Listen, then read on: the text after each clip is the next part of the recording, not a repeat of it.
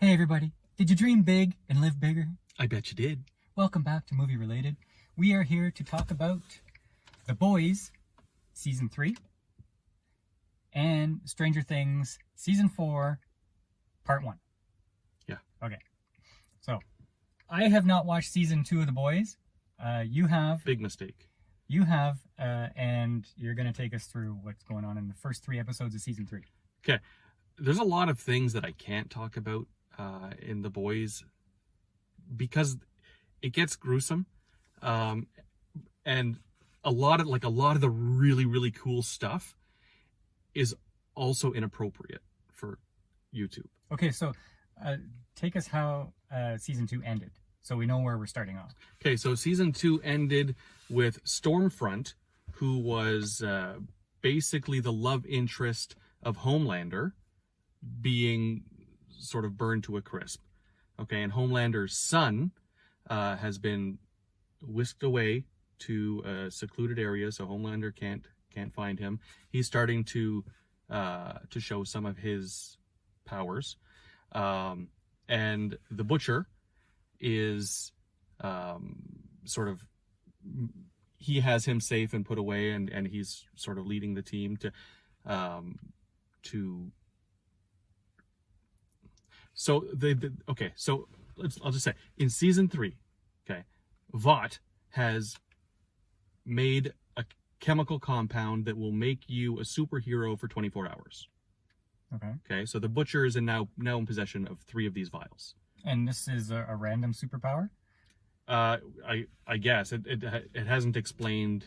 You know, it's not going to be like, oh, you're going to have laser eyes or anything. It's just you become a super, and I guess your superpowers are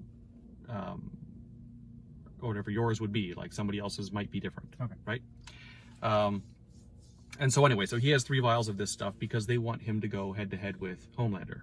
Right? They think it's a chance to kill him. We've also discovered that there's another superhero called Soldier Boy. Soldier Boy was a pretty powerful superhero, but they managed to find a way to kill him. And so that's what this season is about so far, trying to find out what weapon you used to kill him so that they could use it on Homelander. Okay. Right. It is, if you like superhero stuff, even mildly, and even if you're getting tired of the superhero stuff, this superhero show is enough of a change to be enjoyable. Like, you enjoy watching it, you get involved in the story. There's so many different moving parts, but they're all connected, right? And it's a really, really fun watch. Like, and surprising. Like, there's things that happen and they're jaw-dropping right from the first episode of Season 1. 20 minutes in, your jaw is dropped and you're like, I'm hooked. Completely mature rated. Oh, yeah. Your kids are not watching this. Yeah. And what about adults who maybe don't watch horror movies because they can get pretty gruesome? Can they watch this? It does get gruesome. Okay, they don't shy away from blood and guts or slicing people in half or blowing people up. Okay. I'll try to tell this as delicately as possible. In this episode, there is a scene where 2 guys are having sort of a fling together, and one of the guys says to the other guy, I want you inside of me.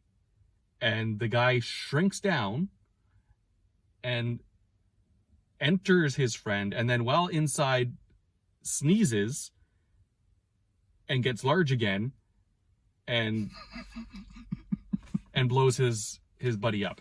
So, like, it gets gruesome-y, gory, but it's fun to watch. Okay. Now that was humorous to me, but some people would not find that humorous. I have to ask, does this show suffer from wokeism?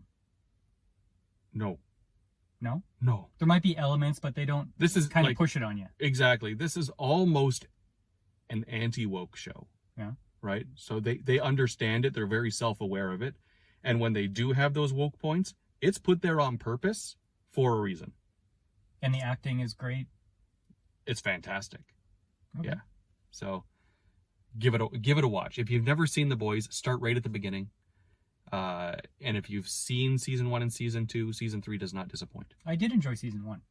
Yeah. But I was getting a little bit tired of, well, wait a second, that's basically a Superman, that's basically this hero, that's all carbon copies, right? Kind of, but like they work with that. Like, okay, and so in this episode you've got the Aquaman guy, right? Or in this season, so you've got the they call him the Deep, and Homelander likes to torment this guy, right? So the Deep wants back into the Seven. He wants to join this group again. So they're having a dinner together and they talk. And of course, Homelander is going to serve seafood. And so they open up the tray and there's this octopus sitting on the plate and it's still alive. And he's like, oh my God, that's Timothy.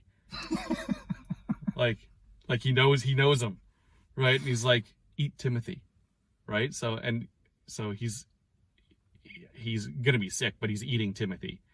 Right, and it's just he's begging for his life, you know. I think I remember in season 1, the Aquaman character was kind of funny because he says, like, I can only do things in the water, like I'm pretty useless.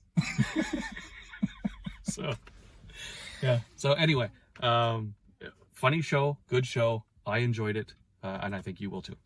Tell me about Stranger Things, because I stopped watching after season 1. I've not seen after that. Okay, well, Stranger Things season 1 was the best. But bunch of cute kids doing their 80s nostalgia adventure with the supernatural, the Upside Down, which is pretty cool. Even now, when they show the Upside Down, it's like the world flips and you see an opposite version of our world.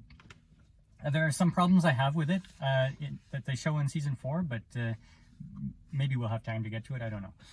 But if you really like Stranger Things, every episode is like more than an hour and 15 minutes. Oh man. I know. So I'm trying to watch it at night and I got to go to bed at a certain time because I get up early and so, oh my God, when will this ever end? It's like watching a movie. Sounds like something I want to watch. and if you're not really into the episode, an hour and 15 minutes is a long time. Yeah. And I looked on the review sites. It's got like 9.8 out of 10. This must include all the previous seasons too, that score, because season 4, the kids are no longer cute. In fact, as they've grown older, they've gotten ugly. Now they have that weird, awkward teenager face with the bad haircut. It's like they're still wearing the 80s stuff when it should be 90s now. They weren't there originally because they were great actors. They were kids, right? But they were cute enough to get by. And now they're still not great actors. But they're not cute either. Weird looking with bad haircuts. Okay. All right. In an hour and 15 minute episode. Now, in a world of sequels and prequels, you know, you get tired of that. But Stranger Things season 4 says, hold my beer. And they say, we're going to make this a sequel and a prequel. Wow. Because you go back into Eleven's past, right? Well, first, you take about 4.5 hours to watch her getting bullied by some kids at school. And don't worry, that has nothing to do with her story. She goes into the flashbacks and she gets bullied there too. Okay? Nothing to do with the high school bullying, just that was filler. It's just, how much are they going to show of this? Okay, but there were a couple of neat things in the flashbacks. One reveal that I can't tell you, but it's a really awesome character. That's fine. That's great. Okay. This season focuses on Dungeons and Dragons. Ah. Remember when that was big in the 80s? I used to play it in university. That was fun. Mm-hmm. Okay. Well, they have a little nerd club. They play Dungeons and Dragons. And then it turns out that the villain in this story is the villain of the game that they're playing. Somehow. It worked out that way. That's coincidence. Yeah. So it's basically, they are now adventuring in their real life Dungeons and Dragons game. Gotcha. Because they're taking on that villain, doing all the D&D stuff. It's like the Dungeons and Dragons Saturday morning cartoon. Remember that? No. Oh, I do. Oh, yes, I do. I remember the Dungeon Master. Yeah. Anyway, I find that... and don't worry. Because when you think you've had enough, Steve takes off his shirt. And then he's like Rambo. Like, the girls are looking at him. Oh, the got his body there. And it takes so... Okay, get over this sexual tension. I'm not interested in this. And then there's a big battle with a bunch of crappy CGI. And then it ends. Okay. Well, now we're going to wait until July, which is I think a 2.5-hour episode to start for part 2 of the season. This is the show you were like, hey, you need to watch this. Well, because I didn't want to talk about it alone. Oh. That's the only reason. Not right. because it's awesome. Okay. Anyway, really long episodes, fairly mediocre acting. The one thing I do like about this season is that you have, I like it and I hate it, is you have the mom. She goes off with this funny Russian speaking guy to look for Hopper. Okay, that's over there doing that. And then you have 11 over here doing that, her little adventure. And then you have Steve and the girls over, and Dustin over here doing their little adventure. And then you have Will and his group over there doing their adventure. Okay, that's a lot of different separations. And each one contained is kind of neat. Like going and rescuing Hopper from this Russian compound. Okay, that's kind of neat. But it doesn't feel like it belongs in the story. You know? That's why I stopped watching it after season 1. It's, I don't know. Like, if you're a Stranger Things super fan, I bet you're having a blast. But I kind of really had to try hard to get through this season because it wasn't awesome. Good to know. All right, so I am continuing to not watch Stranger Things. Okay, that's it. That's our The Boys and Stranger Things update. I don't think we're watching anything else right now, are we? No, I think that's basically everything on our plate.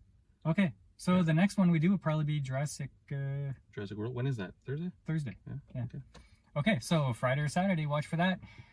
Thanks for watching, and we'll see you next time, movie related.